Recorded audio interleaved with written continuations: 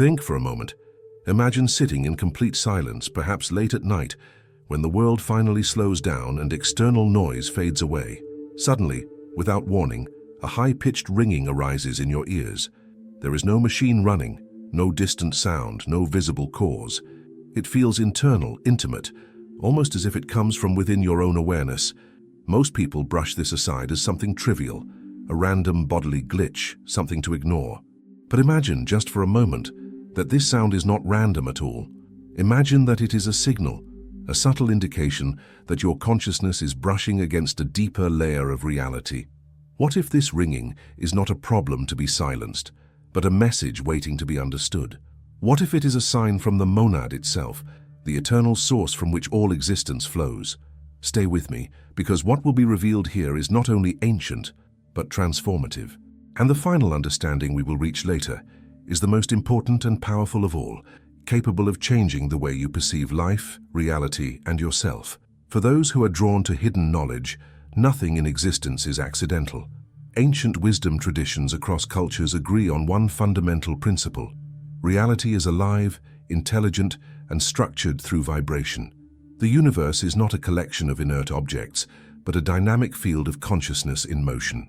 The monad, a concept central to Pythagorean philosophy, and later developed by Neoplatonist thinkers such as Plotinus, represents absolute unity. It is the one beyond form, beyond division, beyond name. From the monad emanates all multiplicity, all worlds, all beings. Everything that exists is a vibration within this infinite unity.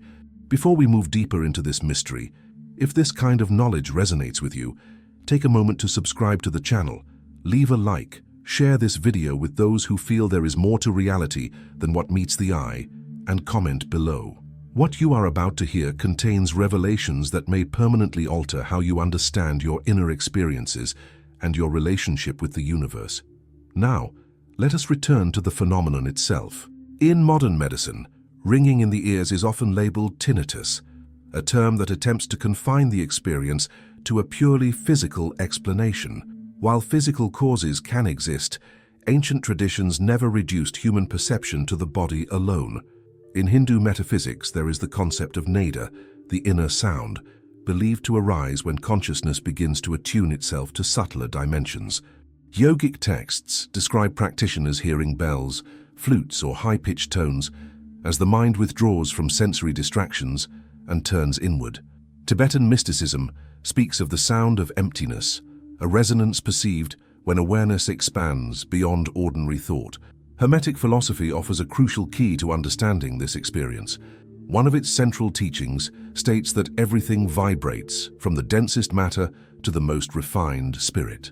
Sound, therefore, is not merely a physical phenomenon. It is a manifestation of movement within consciousness itself.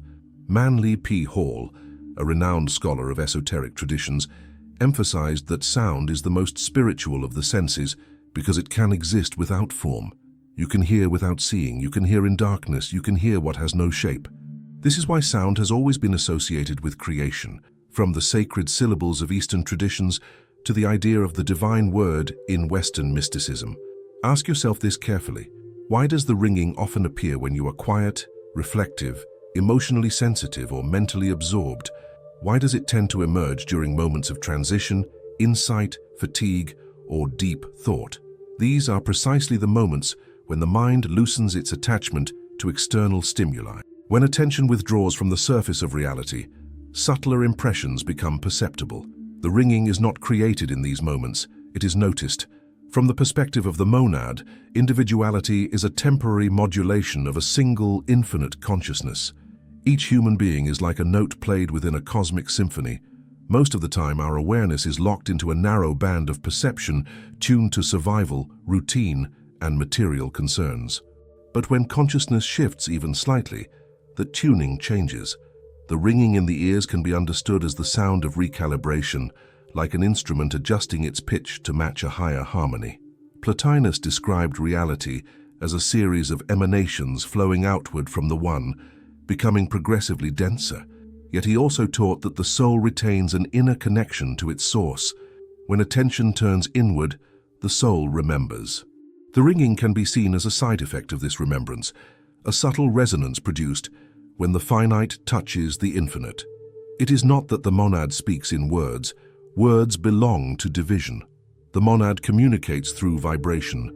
Consider how often this sound appears without warning and disappears just as mysteriously. It does not demand attention, yet it insists on being noticed.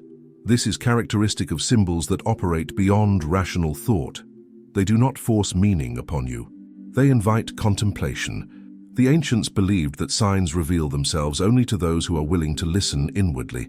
Some traditions also note whether the ringing occurs more strongly in one ear than the other. Symbolically, the left side has long been associated with receptive, intuitive, and inward energies, while the right is linked to active, expressive, and outward forces. These associations are not meant as rigid rules, but as symbolic languages developed to interpret inner phenomena. What matters most is not which ear rings, but your state of awareness when it happens. How do you respond when the sound appears? Do you become irritated and try to suppress it, or do you observe it calmly? This reaction reveals your relationship with your own inner world. Observation opens the door to understanding. Resistance closes it. The ancient initiates were trained not to fear unusual perceptions, but to study them with detachment and reverence. This is only the surface of the mystery. We have not yet explored how ancient mystery schools worked deliberately with inner sound, nor why modern humanity has largely forgotten how to interpret these signals. There is a deeper reason why the monad expresses itself through vibration, and why ignoring these subtle signs may distance us from our true nature. Before we go further, reflect on this question and share your thoughts in the comments. When was the first time you noticed this ringing, and what was happening in your inner life at that moment? Long before modern science attempted to isolate human experience into separate compartments of body and mind, ancient initiatic traditions understood the human being as a bridge between worlds. In the mystery schools of Egypt, Greece, and later in the Hermetic and Neoplatonic lineages, students were taught that perception extends far beyond the five senses. Hearing, in particular, was regarded as a sacred gateway. It was believed that when the soul began to awaken from its identification with matter, the first sign was not a vision, but a sound. This sound was subtle, persistent, and unmistakably internal. Pythagoras, whose teachings deeply influenced Western esoteric thought, spoke of the harmony of the spheres. According to this doctrine, the planets, stars, and cosmic structures move according to precise mathematical ratios, producing a form of music that is not heard with the physical ear but perceived by the soul. This cosmic harmony originates in the monad, the absolute unity from which all numbers, forms, and motions arise. When the human being becomes momentarily attuned to this harmony, even unconsciously, the resonance can manifest as an inner ringing.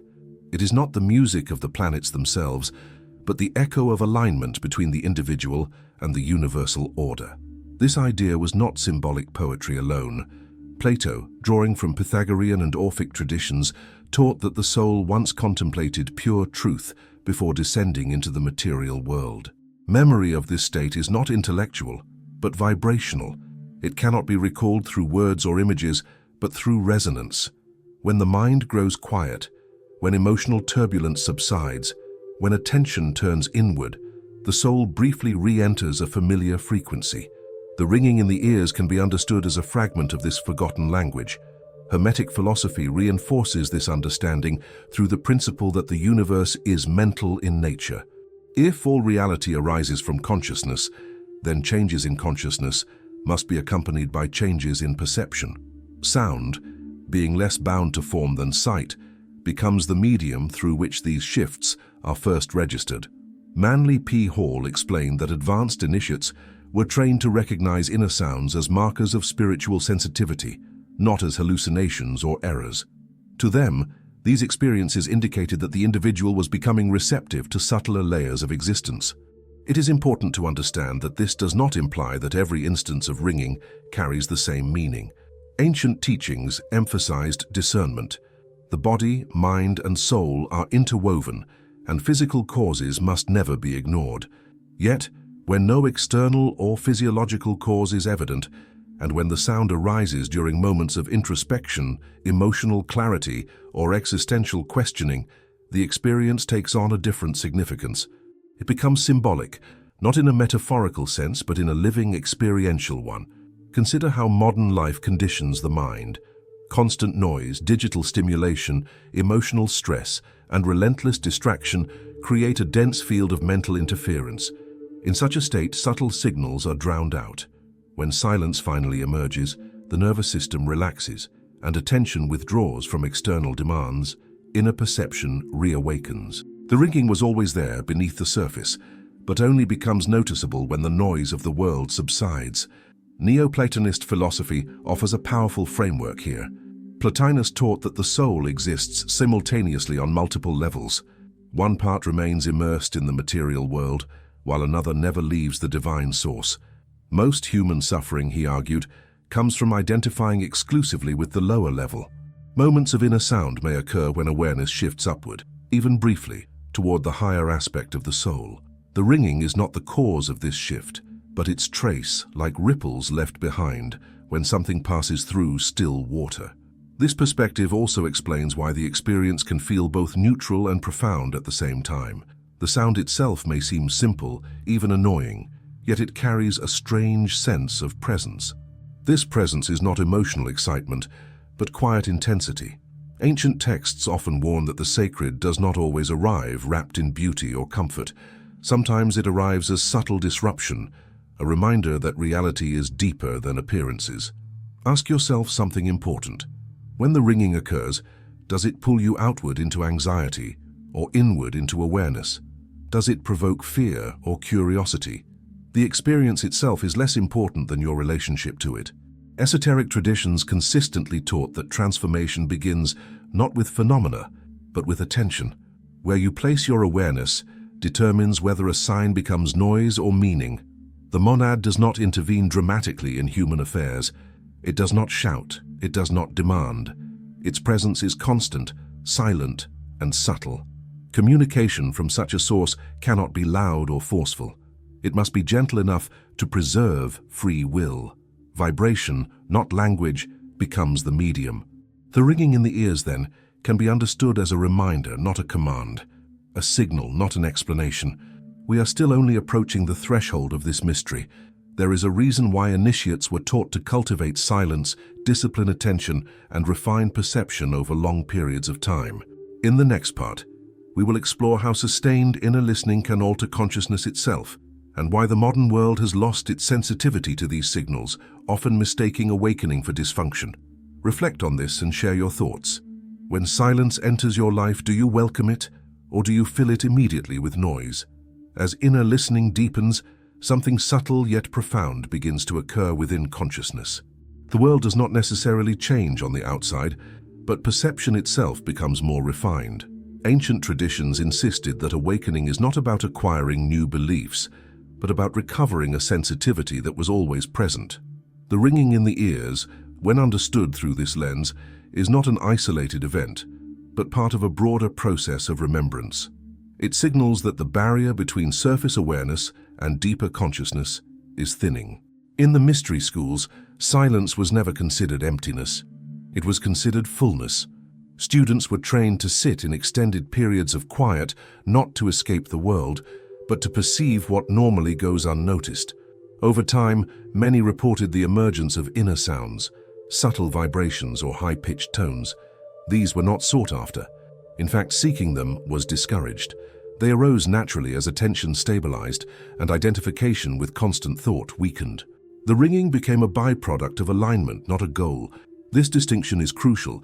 Modern spirituality often turns experiences into trophies, something to chase or display.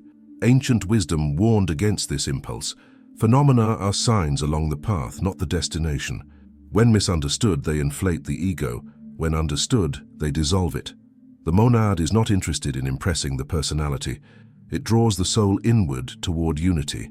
From a philosophical standpoint, this process can be understood through the concept of resonance. When two strings are tuned to the same frequency, striking one causes the other to vibrate. The human soul, being an emanation of the monad, is inherently resonant with it. Most of the time, this resonance is masked by mental noise, emotional turbulence, and sensory overload. When these layers quiet down, resonance becomes perceptible. The ringing in the ears is not the monad acting upon you, but you becoming aware of a connection that never ceased to exist. Carl Jung, though not an esoteric mystic in the traditional sense, touched on a related idea through his work on the collective unconscious. He observed that deep inner experiences often emerge spontaneously, without conscious intent, and carry a numinous quality, a sense of profound meaning beyond rational explanation. While Jung approached this psychologically, ancient traditions approached it metaphysically. Both agreed on one thing: these experiences point beyond the personal self. This explains why the ringing often coincides with moments of existential questioning, emotional release, or shifts in life direction. When old identities weaken, when certainty dissolves, consciousness becomes more fluid. In that fluidity, deeper layers surface. The sound acts like a bell rung at the threshold, between who you thought you were and what you are becoming. It is also important to address fear. Many people experience concern when the ringing appears, immediately associating it with something wrong. Fear contracts awareness. It pulls attention downward back into the body and into survival mode. Ancient teachings emphasized equanimity, to observe without attachment, without fear, without expectation. When the ringing is met with calm observation, it often fades gently, having fulfilled its function as a signal. When met with resistance, it lingers, not as punishment, but as unresolved tension. The modern world has largely lost its symbolic language. Everything is either pathologized or dismissed. This does not mean modern science is wrong, but that it is incomplete when applied to inner experience alone. The ancients did not deny the body. They contextualized it within a greater whole. The soul was not trapped in the body, but expressed through it. Thus, bodily sensations could carry metaphysical meaning without losing their physical dimension. Neoplatonism teaches that the soul ascends not by leaving the world, but by reorienting attention. The ascent is internal. When attention stabilizes at higher levels of awareness, perception changes. Time feels different, silence feels alive, and sound, paradoxically, emerges from stillness. The ringing becomes a paradoxical reminder that silence is not the absence of vibration, but its most subtle form. Ask yourself this deeply. If the monad is absolute unity, and you are an expression of it, then what does it mean when something within you begins to resonate without external cause? Could it be that you are not hearing something new, but remembering something ancient? Something prior to words, prior to identity, prior to separation? This realization carries responsibility. Awareness is not neutral.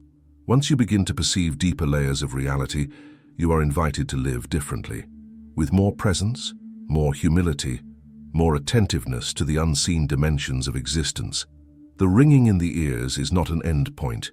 It is a doorway. Whether you walk through it depends on how you live, not on how often the sound appears. We are now approaching the most important and powerful understanding of all, the one promised at the beginning. It concerns why the monad allows these signs to appear, and what they ultimately ask of you as a conscious being. At the deepest level, the ringing in the ears is not about sound at all. It is about orientation. It is about where consciousness is facing. The monad, as taught by Pythagoras, Plotinus, and later esoteric thinkers, does not exist somewhere else. It is not distant, hidden behind the stars, or locked beyond death. The monad is the ever-present ground of being, closer to you than your own thoughts. Yet it cannot be perceived directly by the intellect, because the intellect operates through division, naming, and comparison. The one can only be approached through stillness, through unity of attention, through resonance. This is why the monad does not communicate through images or spoken language. Images create separation between observer and observed. Words divide reality into concepts. Vibration, however, precedes division. It is the language of unity itself. When the ringing in the ears appears without external cause, it can be understood as consciousness, momentarily turning toward its source. Not fully, not permanently, but enough to leave a trace in perception. The most important realization is this: the monad is not sending you a message, it is reminding you of what you already are. The ringing is not a signal coming from outside, it is the echo of alignment. It arises when the fragmented self briefly loosens its grip, allowing the deeper self to surface. In that moment, individuality softens and unity becomes perceptible, not as an idea, but as a felt presence. Ancient initiates understood that awakening is not an event, but a gradual reorientation of life. Signs appear not to impress, but to invite responsibility. To be aware is to be accountable. When consciousness touches deeper truth, even fleetingly, it is asked to live with greater integrity, presence, and humility. The monad does not demand worship. It demands coherence. A life aligned with truth resonates. A life lived in contradiction creates dissonance. This explains why the ringing often fades once acknowledged. Its purpose is not to persist, but to point. Like a bell in a monastery, it calls attention, not attachment. Once awareness turns inward, once silence is recognized as alive, the sound dissolves back into stillness. The mistake is to chase it, to wait for it, or to measure spiritual progress by its frequency. The ancients warned clearly, those who cling to signs lose sight of what the signs indicate. The final and most powerful truth is this: the monad is always present. The ringing does not mean you are chosen, special, or elevated above others. It means you are human, capable of remembering your source. Every being carries this capacity. Most simply never slow down enough to notice. Awakening is not rare because it is difficult. It is rare because it requires attention, silence, and the courage to face reality without distraction. When the ringing appears, the invitation is simple. Do not fear it. Do not romanticize it. Do not suppress it. Observe. Become still. Ask not what it means, but what state of awareness allowed it to be noticed. That state is the real teaching.